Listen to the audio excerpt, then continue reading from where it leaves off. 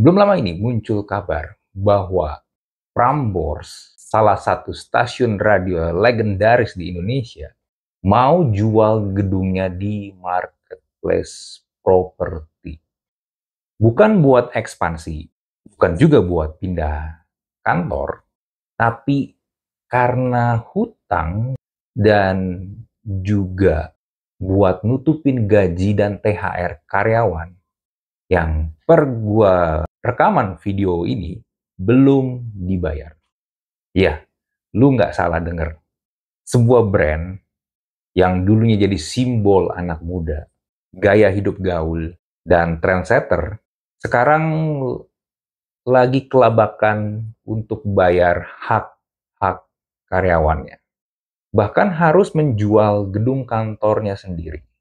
Kalau yang gue lihat, ini bukan hanya sekedar drama korporat biasa, tapi ini bisa jadi adalah simbol kolapsnya industri radio konvensional. Pertanyaan sekarang, kenapa bisa sampai segininya? Mari kita bedah bareng-bareng di episode Thinking Room kali ini. Kesalahan paling fatal industri radio, bukan cuma Prambors doang ya, tapi hampir semua radio di Indonesia, adalah mereka berpikir kita nih dengerin radio itu mencari lagu-lagunya, pengen dengerin lagu-lagunya. Padahal sekarang lagu itu udah jadi komoditas yang berbeda. Kalau dulu iya, karena terbatas untuk mendengarkan lagu itu either dengerin radio, beli kaset atau CD-nya, atau mungkin lihat nontonin video klipnya yang ada di TV.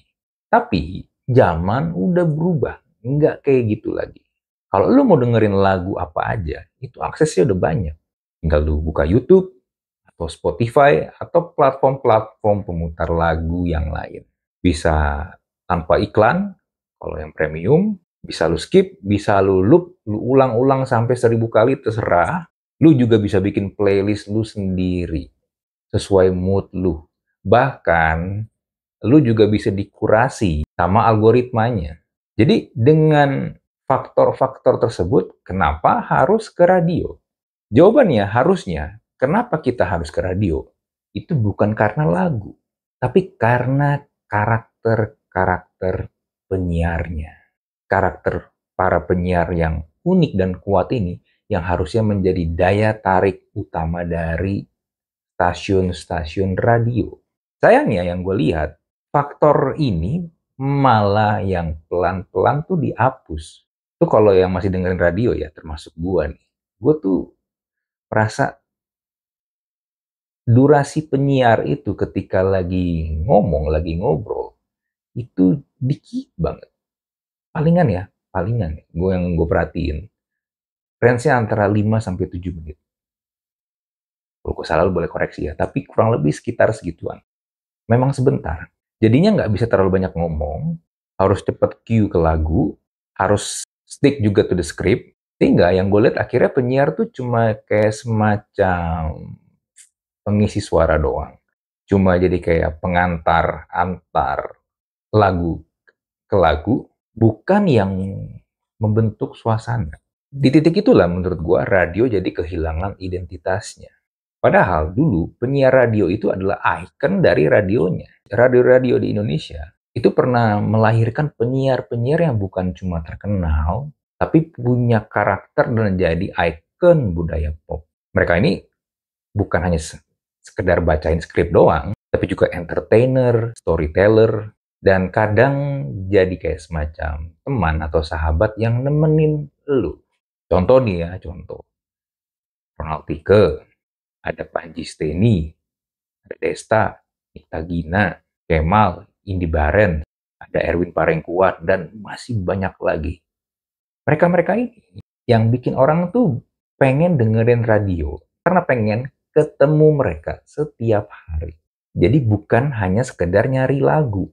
Nah, sekarang, seperti yang tadi udah gue bilang, banyak penyiar itu nggak dikasih ruang buat berkembang. Sehingga berujung jadi sulit membangun dan punya karakter yang kuat. Jadinya, yaitu radio kehilangan nyawanya. Dan juga ya, radio itu kan dulu kuat karena engagement-nya. Orang dengerin tuh bukan cuma buat hiburan, tapi buat ngerasa ditemenin. Dulu kita bisa kirim salam, curhat, atau dengerin cerita random aja dari penyiar.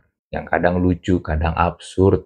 Tapi ada rasa, gua nih bagian dari komunitas ini. Gua bagian dari radio ini. Sekarang, radio tuh jadi kayak jukebox aja. Lu tahu jukebox gak? Itu mesin yang kalau di bar-bar tuh, kalau lu lihat di TV. Dulu sih ada ya di Indonesia, cuma kayak gue udah hampir nggak pernah lihat lagi sih. Itu mesin gede, lu bisa masukin koin, lu pilih lagu tuh. Nah, lagunya ntar diputerin. Nah, radio tuh gue merasa jadi kayak gitu. Ya, tapi diselipin iklan aja sama suara penyiarnya. Masalahnya, akhirnya jadi merasa nggak ada lagi yang ngajak ngobrol, nggak ada koneksi emosionalnya, dan sekali lagi nggak ada karakter dari penyiar-penyiar ini yang jadi temen lu di kala macet, atau mungkin pas lagi lu lembur. Hasilnya, pendengar jadi cabut, loyalitasnya jadi hilang, dan brandnya jadi tinggal nama. Ini juga yang menyebabkan kenapa radio itu akhirnya susah bersaing di era digital. Karena yang gue lihat ya, mereka ini sebenarnya masih bisa punya peluang, tapi bermain di medan perang yang salah. Coba lu bandingin dia, Spotify. Lu bisa bebas pilih lagu, no iklan, kalau yang premium, dan lu bisa bikin list yang personal. YouTube, ada video musiknya, ada konten kreatornya pula. Lalu juga ada podcast, bisa ngobrolin apa aja tanpa terbatas durasi waktu dan bisa didengerin kapan aja dengan host yang bisa kita pilih sendiri. Radio bisa kasih apa sekarang? Lagu yang diputer ya itu lagi repetitif. Acara pagi udah diputer, ganti program, lagunya diputer lagi di program tersebut. Ganti program, lagunya diputar lagi di program yang lain. Jadi itu lu dalam sehari bisa mendengar lagu yang sama itu bisa lebih dari 5 kali. Karena repetitif, akhirnya membosankan. Dan ya itu tadi ya, lagu-lagu yang diputar itu bisa didengarkan di platform lain dengan mudah. Buat apa diulang-ulang tanpa ada added value dari lagu tersebut.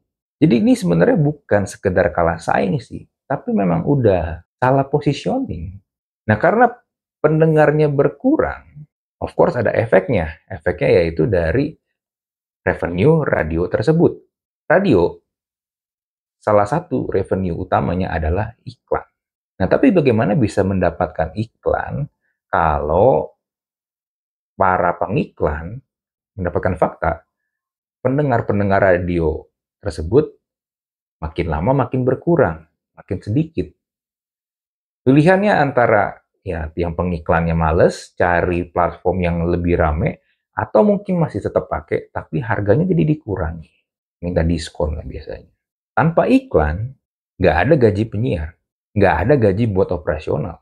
Bahkan juga akhirnya nggak ada lagu buat diputar, ya karena nggak bisa bayar lisensi. Dan radio make money itu bukan dari lagu doang, tapi dari narasi dan engagement yang dijual ke brand.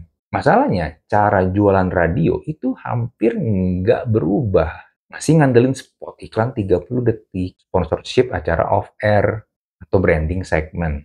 Ya, cuma brand-brand tersebut akhirnya udah pada lari ke tempat lain kan.